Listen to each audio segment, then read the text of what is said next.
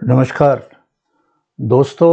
आज बात करेंगे इज़राइल और फ़िलिस्तीन का जो युद्ध चला हुआ है उसमें क्या कुछ हो रहा है। कुछ बातें बड़ी विशेष हो रही हैं। हालांकि पिछले दिनों इज़राइल और हमास के बीच में सीज़ फायर भी हुआ। 24 नवंबर 2023 से लेकर 30 नवंबर 2023 तक ये सीज़ फायर चला। बीच बीच में अवधि बढ़ा के ये 30 नवंबर तक खींचा गया, परंतु इसमें एक दूसरे के प्रति आरोप प्रत्यारोप लगते रहे। हमास कहता रहा कि इज़राइल की सेना ईमानदार नहीं है। इज़राइल ईमानदार नहीं है, वो पूर्ण रूप से सीज़ फायर का पालन नहीं कर रहा है। जिस बात पर समझौता हुआ उसको कर नहीं रहा है। उसी तरह इज़राइल भी हमास के ऊपर ये इल्ज़ाम लगाता रहा। खैर, वो समाप्त हो गया। उससे कितना फ़ायदा हुआ, कितना नुकसान हुआ, ये तो बाद में ही पता चलेगा, क्योंकि होस्टेज तो पूरे इज़राइल के भी नहीं निकले। खैर, ये सब हुआ। अब जो सीज़ फायर जैसे ही ख़त्म हुआ, इस सीज़ फायर के बाद एक हिजबुल्लाह है, और ये हिजबुल्लाह एक टेररिस्ट ऑर्गेनाइजेशन है, जैसा कि अंतर्राष्ट्रीय स्तर पर इसको डिक्लेयर किया हुआ है। ये लेबनान में है और ये इज़राइल से लड़ता रहता है। जो बॉर्डर इज़राइल का लेबनान से मिल रहा है उसके ऊपर उधर से ये अटैक करता रहता है। अब इसने सीज फायर के बाद में अटैक शुरू कर दिया। सन 2006 में इज़राइल और हिजबुल्लाह का एक बड़ा भारी युद्ध हुआ था, और इस युद्ध में हिजबुल्लाह ने इज़राइल के 100 से अधिक सैनिकों को मारा था। इज़राइल को काफी नुकसान पहुंचाया था। इज़राइल की सेना बहुत कुछ करना चाहती थी, हिजबुल्लाह को नस्त नाबूद करना चाहती थी, पर कर कुछ नहीं पाई। और जितना नुकसान इज़राइल चाहता था वो नहीं हुआ, और उल्टे हिजबुल्लाह ने इज़राइल का नुकसान कर दिया। और इतनी बातें हुई उस टाइम पे 2006 में कि सब इज़राइल ये कर देगा वो कर देगा, कुछ नहीं कर पाया, और इज़राइली सेना पीछे हटने को मजबूर हो गई। खैर, 2006 में इन लोगों ने, हिजबुल्लाह ने, उस वक्त टनल्स का भी इस्तेमाल किया था।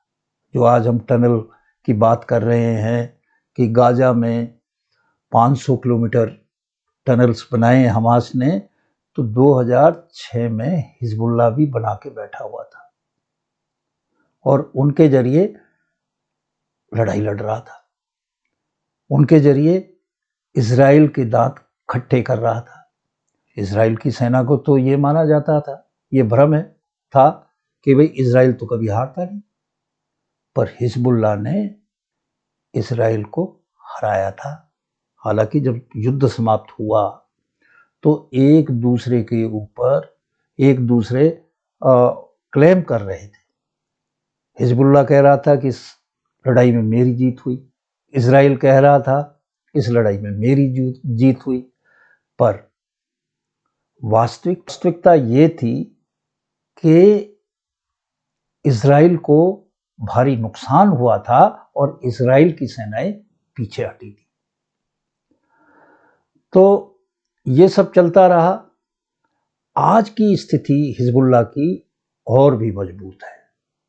हिजबुल्लाह लेबनान में बहुत मजबूत हो गया है। वो एक तो कई दूसरे काम भी करता है। उसने स्कूल खुलवाए हैं, कॉलेज खुलवाए हैं, बच्चों की शिक्षा के ऊपर उसका ध्यान है। दूसरा, इस तरह के भी काम, जैसे मैं अगर उदाहरण दूं, साफ सफाई का काम, कूड़े को पहुंचाना, ये भी हिजबुल्लाह कर रहा है। लोगों के पास, वहां पे जनसाधारण के पास हिजबुल्लाह पहुंच रहा है। फिर हिजबुल्लाह के पास में फंड्स का भी है। उसको $700 मिलियन तो ईरान ही हर साल देता है। ये बड़ी भारी रकम है जो उसको मिल रही है, जिससे वो अपने आप को जो साज सामान हैं मिलिट्री के, उनसे और बेहतर करता जा रहा है। और जो ड्रग तस्करी होती है, बताया जाता है उसमें हिजबुल्लाह के पास में एक भारी रकम आती है। तो आज की स्थिति हिजबुल्लाह की बहुत ही स्ट्रांग है। हिजबुल्लाह ये बात समझ रहा है कि अब जब इजराइल हमास से लड़ाई लड़ रहा है, उस वक्त मैं इसे भारी बम्बारमेंट करके इजराइल को नीचा दिखाऊं, उसको नीचा करूं, उसको नुकसान पहुंचाऊं। क्योंकि इस तरह से इजराइल दो फ्रंट पे इंगेज हो जाता है, उधर तो गाजा में हमास के साथ, और इधर आ जाता है हिजबुल्लाह के साथ। दो फ्रंट खोल दिए हैं। और इजराइल चाहता है कि जो कसर 2006 में रह गई, उसको अपनी सेनाएं हटानी पड़ी, उस कसर को वो पूरी करे और हिजबुल्लाह को अच्छा सबक सिखाए। इन दोनों की अपनी अपनी रणनीति है। अब उसमें इतना लंबा तो ये युद्ध खिंच ही चुका है, और ऐसे में जिस तरह से हिजबुल्लाह ने अटैक किया है, जिस तरह से हिजबुल्लाह इजराइल के ऊपर भारी पड़ रहा है, ये जो युद्ध के समीकरण हैं उनको काफी हद तक बदल रहा है। अब देखने की बात यह है, क्या इजराइल हिजबुल्लाह को समाप्त करके ही दम लेगा या बीच में छोड़ देगा।